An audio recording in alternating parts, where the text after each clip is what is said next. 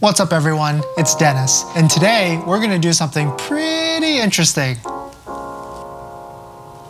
So I actually made a video about how I made $4,000 renting my BMW i3 on Turo in San Francisco. At the end of that video, I mentioned that I would be doing the same thing and renting my Tesla Model 3 on Turo in Los Angeles. So in today's video, I'm gonna be renting my Tesla Model 3 on Turo. I really wanted to show you guys the whole experience, the process of listing it on Turo, uploading pictures, and setting the price. And hopefully after I post it, someone will rent it and I can show you that experience too. Crossing my fingers. Let's get in it.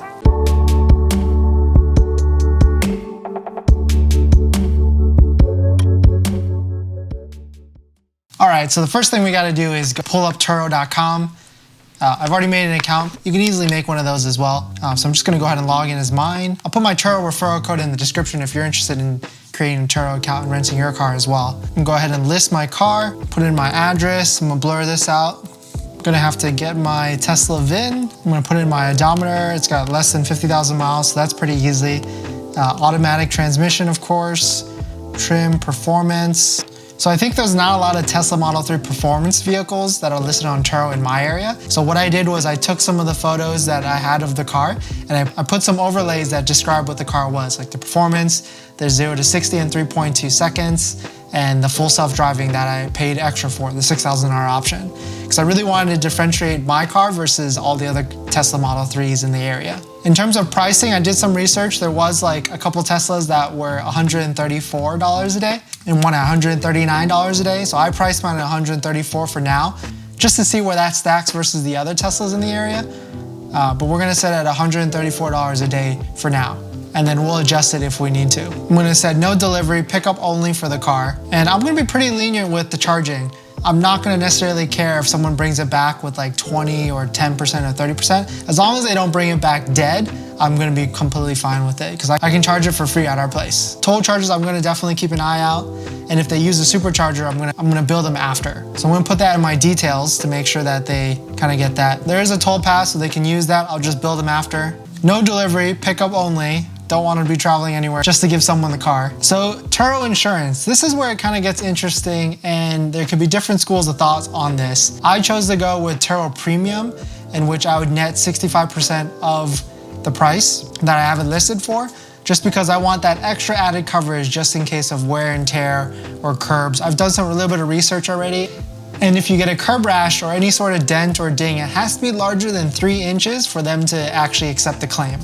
So that's already pretty iffy, but I just chose to get that added coverage because it's only 5% difference between the Turo Premium and the Turo Standard. Turo Standard insurance nets you 70% of the value, whereas Premium gets you 65% of the trip price. Some extras that I set was a prepaid EV recharge, where they could just prepay it and I can charge it back at home. And then a $20 post-cleaning trip, in which they can bring it back dirty and I can just get it vacuumed and cleaned and washed.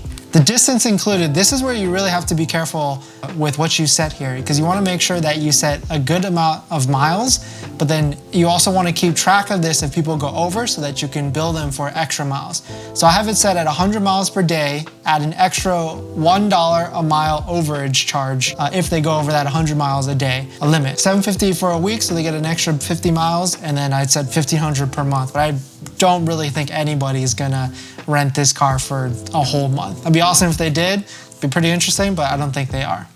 The one thing I really like about Turo, and probably Get Around and all the other apps have it as well, is you can adjust your calendar in terms of pricing or if the car is not unavailable on certain days. So if you know you're going out of town and you have a couple of days in which you want to rent out your car, you can adjust those couple of days at a lower price versus your normal days at your normal rate for renting out the car. So I'm just gonna go ahead and brick up some of my calendar because I know I'm gonna be using my car on certain days. And that's it, my car's listed on Turo, so let's see if anybody books it, and then I'll kind of go over how much I net after the fee and that whole experience, and hopefully it goes well, because I've had a lot of trips with my last car and it was actually perfectly fine, but I'm a little nervous to see because it's Los Angeles, it's a different city, there's a lot of cars here, and I guess a lot of interesting drivers. But if I were to rent my car today, for a whole day, it'd be $134. And Turo has their fees too, so it'd be $134 plus a $13.40 trip fee by Turo, for a total of $147 just for 1 day of rental. So we'll see if people are actually interested in renting this car at $134. All right, I'll check back with you guys once we get the rental. So I just got my first request in. It's like a Friday, it's like 5:30 right now. The request is from 6 o'clock Friday today till like tomorrow at 6 o'clock. So it's like a full 24 hours. The guy says that he's just gonna drive the car to LAX to the airport to pick up his friend and come back. So maybe I'm gonna offer him to see if he can like return it early, so it's like not too bad. I can get the car back earlier, but I'm a little nervous right now because this is my first time Turoing in a couple of years on my brand new Tesla. And this time I like own the Tesla, and it's like I'm financing, it's under my name. It's like the i3 was like a lease, so I didn't necessarily care about it too much. It's gonna be interesting. Like, I looked at his reviews, he's got like 11 reviews right now, so it's not too bad. Like, he's a Turo user before, but I'm gonna go charge up the car, take some pictures, and get it ready for him to rent. Hopefully he takes care of it and like nothing is wrong with it. So we'll see. So with Turo, it makes you take pictures of like all angles of the car to make sure that everything about the car is like okay. Like, make sure there's no scratches, any dents or anything like that. The one thing I got pretty recently was this USB dash cam Tesla cam drive. So it came in from Pure Tesla, so perfect timing. I'll probably make a review on that separately, but I'm just gonna plug it in because they advertise that you just like plug it right in, ready to go. So hopefully this works. And it's perfect timing because it's like my first Turo trip, so like I can monitor just in case like anything were to happen with the car. It should be okay. So I'm gonna go ahead and plug it in. You can't even tell if that's in or not. Maybe it's recording. Okay, so now there's a different icon right there next to the Sentry mode. There's like a dash cam, so. Okay, so I think it's recording now, so we should get some good footage from the trip. He's supposed to come here at 6 o'clock. It's like 5:48 right now. So I told him just message me when he gets here, and then I'm gonna give him one of the Tesla card keys, and then hopefully everything will be okay. All right, he's here. So I'm gonna go meet him right now, show him the car, make sure he's okay with the car, and then I'm gonna give him the keys. Hey, what's up, how are you?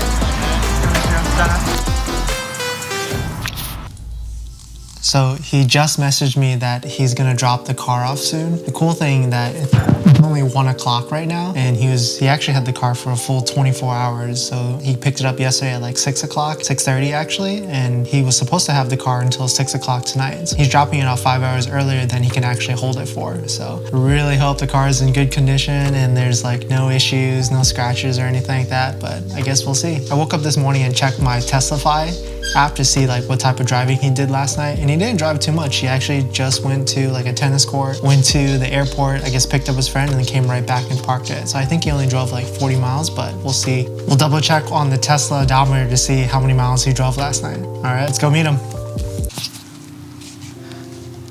All right, there it is. It's pretty dark in here actually. Ooh. Oh shit. Okay, so looks like he curbed one of the rims.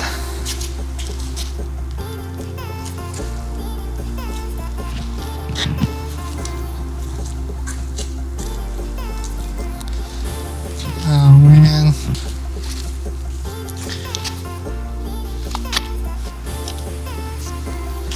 I think it's okay.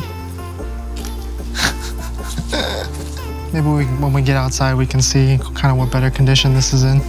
All right, guys, for the most part, the car is pretty much fine. There's like no dings, no scratches or anything like that. I took a flashlight and like scanned the whole entire car, but unfortunately, it looks like he curbed it pretty badly. So I just looked on Turo's website. I got the premium coverage. It seems like in the Los Angeles area, curb rash fixes can cost anywhere from like 100 to 150. So we'll see how it goes.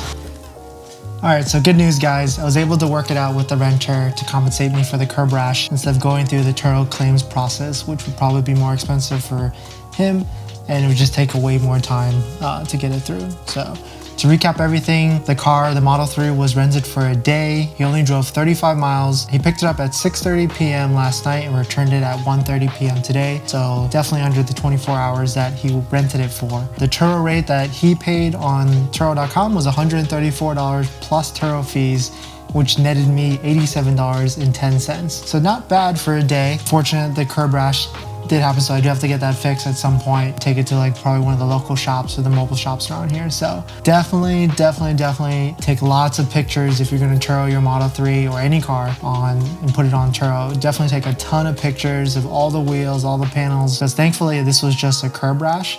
It would be so much worse if it was like a dent or a ding, and just that much more annoying. So thanks for watching, guys. Comment below if you Turo your car and you've had experiences like this and what you had to do to kind of resolve it. I'm probably going to keep Turoing the car as much as I can because it just sits around on weekends. We don't necessarily go out too much. And yeah, I'll see you next week, guys. Thanks.